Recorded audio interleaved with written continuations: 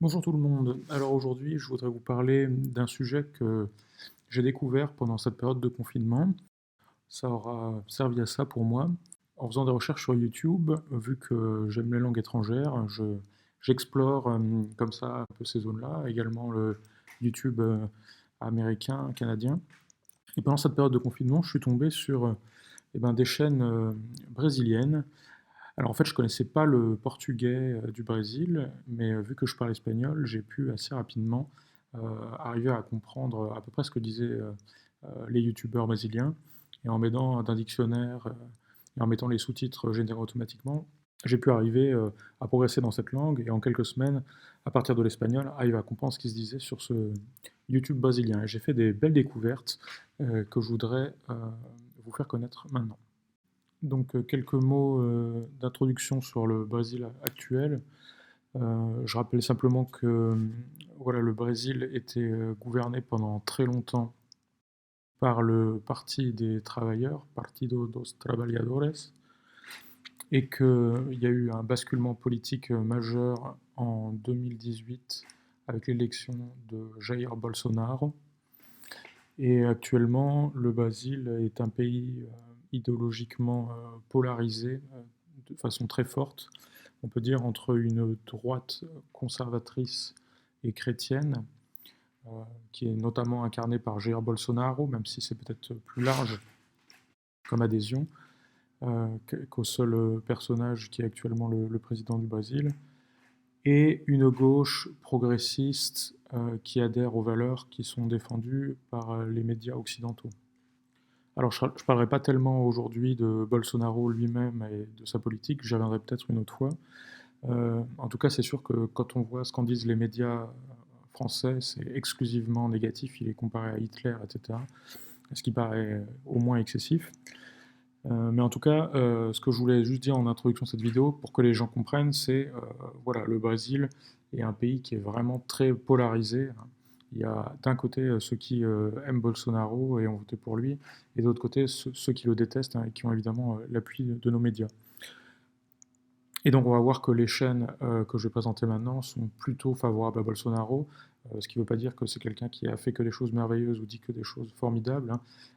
Mais le sujet d'aujourd'hui, c'est le web conservateur brésilien. Donc ce sont des chaînes de gens qui font plutôt le jeu politique de Bolsonaro. Voilà, ce sera dit. Alors on y va pour la présentation des chaînes, et la première chaîne que je voudrais vous présenter s'appelle Lobo Conservador, donc en français le loup conservateur. C'est une chaîne qui existe depuis 2017. Elle cumule 10 millions de vues et avec 182 000 abonnés, on peut dire que c'est une chaîne déjà avec beaucoup de succès. Et c'est une chaîne qui, même si je suis loin d'avoir encore tout exploré, propose du contenu varié et consistant, et à mon sens très intéressant.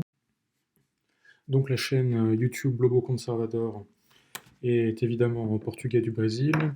Cela dit, moi qui ne connais que l'espagnol à la base et appris le portugais sur internet et en écoutant des vidéos YouTube comme je vous le disais, je comprends très bien ce que dit la personne qui parle sur cette chaîne après avoir étudié le portugais pendant quelques semaines. Donc au niveau des intérêts de ce youtubeur, on repère tout de suite bon, son positionnement idéologique, il est assez clair. C'est-à-dire que c'est une chaîne conservatrice, catholique, mais aussi libérale sur le plan économique, et qui s'intéresse aussi bien aux idéologies politiques qu'à la politique brésilienne actuelle, et qui essaie de donner une profondeur de champ historique à ces considérations, en faisant notamment des vidéos sur des grands moments de l'histoire de la chrétienté occidentale, et en fournissant donc du contenu sur des grandes figures qui ont marqué l'histoire de la pensée occidentale de l'Antiquité grecque, avec les philosophes païens et Platon et Aristote, et les grandes figures de la pensée chrétienne, Saint Augustin, Saint Thomas d'Aquin, mais aussi il y a des vidéos sur le Christ et Saint Paul. Et donc il propose du contenu sur, comme je disais, sur les idéologies politiques, socialisme, communisme, avec un point de vue très critique sur le marxisme culturel, et globalement l'idéologie dominante dans les médias et les sociétés occidentales actuelles. Une spécificité qu'il faut peut-être souligner de ce youtubeur, c'est quelque chose qu'on ne trouve pas ailleurs, à savoir le lien entre économie et religion. Il y a plusieurs vidéos consacrées à ce sujet. J'ai pas souvenir d'avoir vu ça ailleurs, même sur le YouTube brésilien. Et notamment, il a fait récemment une vidéo consacrée à la question est-ce qu'un pays catholique est pauvre du fait qu'il est catholique? Puisque quand on observe l'état du monde, bah, il saute aux yeux, même si on n'y pense peut-être pas tous les jours, que en effet, l'Amérique du Sud, les pays d'Amérique latine sont beaucoup moins riches et développés que l'Amérique du Nord, en particulier les États-Unis, et que les États-Unis sont justement un pays protestant. Donc voilà, il y a quelque chose à creuser de ce côté-là. Et sur le thème religion et économie, chez Lobo Conservador, et de manière générale dans le web brésilien, j'ai remarqué qu'il y avait un intérêt pour ce qu'ils appellent l'école autrichienne d'économie, qui est une école de pensée ultralibérale, avec les grandes figures, c'est Ludwig von Mises et Hayek, j'oublie son prénom, mais j'ai vu que certaines fois, Joseph Schumpeter, que ceux qui ont fait un bac ES connaissent sans doute, était considéré comme faisant partie de cette école de pensée. Mais en tout cas, on verra que de manière générale, la pensée du web dissident brésilien allie conservatisme et libéralisme économique, ce qui, pour l'instant, m'interroge.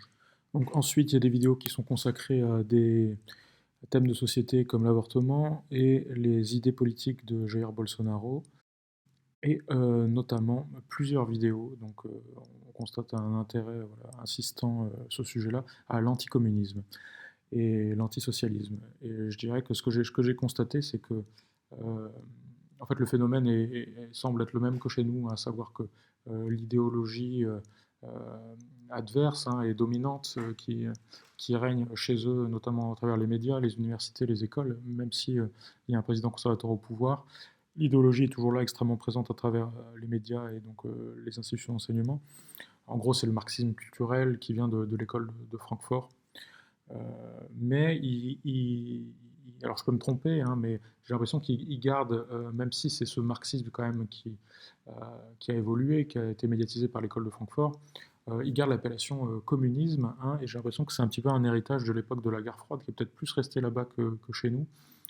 Et ben, il y a ce discours très anticommuniste, très anti-marxiste, et également très anti-chinois. Sur d'autres chaînes, il y a vraiment le Parti communiste chinois est présenté comme étant l'ennemi, vraiment l'ennemi de l'humanité.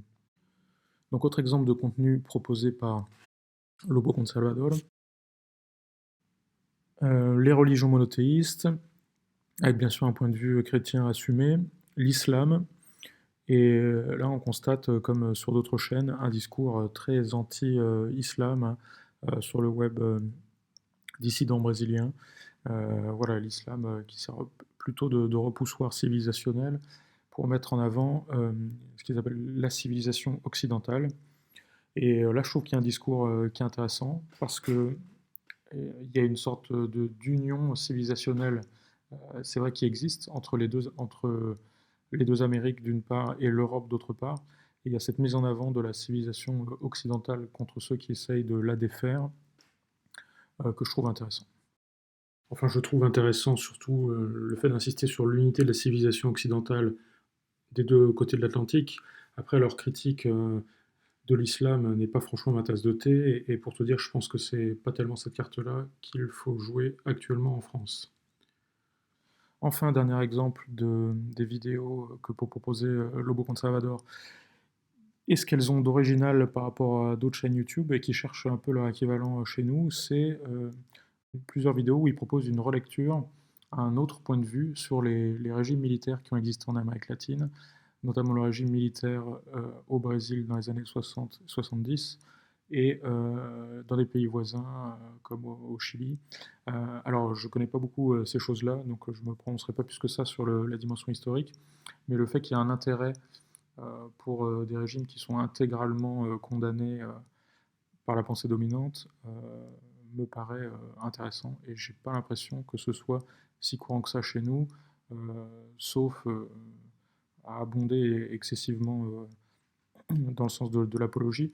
Je trouve que voilà, des vidéos un petit peu de réflexion critique sur l'histoire qui se détachent de l'idéologie mainstream qui cherche à habiliter les régimes actuels, malgré tous les défauts qu'on leur connaît, en, en jetant l'anathème sur les périodes antérieures. Voilà, je trouve que ça, c'est une démarche de cette chaîne qui n'est pas inintéressante, même si après, ça requiert un travail sérieux d'historien pour se faire véritablement une idée de ce qu'il en est. Donc voilà ce qu'on pouvait dire sur cette chaîne Lobo Conservador, sur laquelle je me suis arrêté longuement, donc je ferai plus court sur la deuxième, et la suite ce sera pour une deuxième vidéo.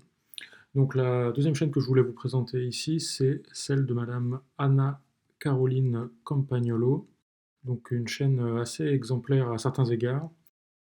Donc j'essaie de résumer un petit peu le personnage et ce que propose cette jeune femme. Donc elle a moins de 30 ans.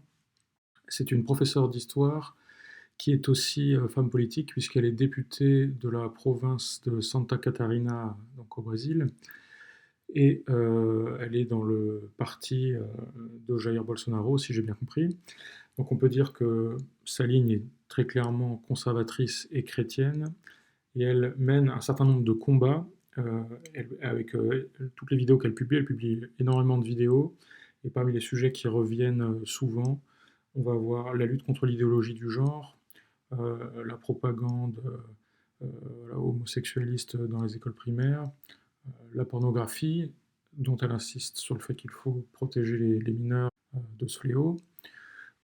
Et elle se profile, on peut dire que ça c'est quelque chose qui a particulièrement retenu mon attention, comme une grande figure antiféministe.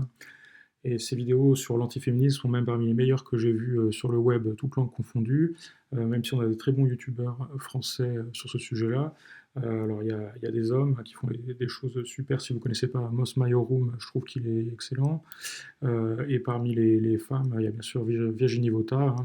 Et je dois dire que Anna Campagnolo m'a fait souvent penser à Virginie Vota, même si une différence par rapport à Virginie, c'est que Madame Campagnolo est une femme politique hein, qui est vraiment députée. Il y a certaines de ses vidéos où on la voit parler devant une assemblée avec le drapeau brésilien au fond. Donc c'est pas seulement une youtubeuse, c'est vraiment une femme qui exerce une fonction politique dans le système brésilien. Mais comme on le sait, hein, ce n'est pas les mêmes qui sont au pouvoir là-bas et chez nous. Et on peut dire que, en plus de ça, Madame Campagnolo mène un combat idéologique contre ce qu'on peut appeler la gauche universitaire. Alors elle raconte également ses déboires personnels hein, avec une professeure, mais elle fait une critique aussi, encore une fois, qui me paraît constructive, hein, de l'idéologie marxiste, marxiste culturelle, hein, qui est toute puissante dans les universités du monde occidental. Et elle mène un combat intéressant et nourri. Qui plus est, donc elle propose un certain nombre de fiches de lecture, dont certaines sont vraiment remarquables, hein, sur des essais voilà, difficiles, profonds. Elle fait des synthèses vraiment efficaces. Et donc là, je trouve qu'elle a été très intéressante voilà, en tant que pédagogue aussi. Et voilà, donc je dirais qu'elle propose du contenu intellectuel de très bonne qualité. Elle mène un combat politique, idéologique que je trouve intéressant. Et en plus, elle est engagée, elle a un pied dans la vie politique. Donc voilà ce qu'on pouvait dire sur Anna Caroline Campagnolo. Et je voulais encore vous présenter plusieurs chaînes YouTube et instituts de pensée et de formation intellectuelle brésilien. Ce sera pour une prochaine vidéo qui commencera par un point sur le Burke Institute, Burke Instituto Conservador, dont fait partie Madame Campagnolo et qui propose également du contenu très intéressant. Sur ce, bon confinement et fique comme Deus!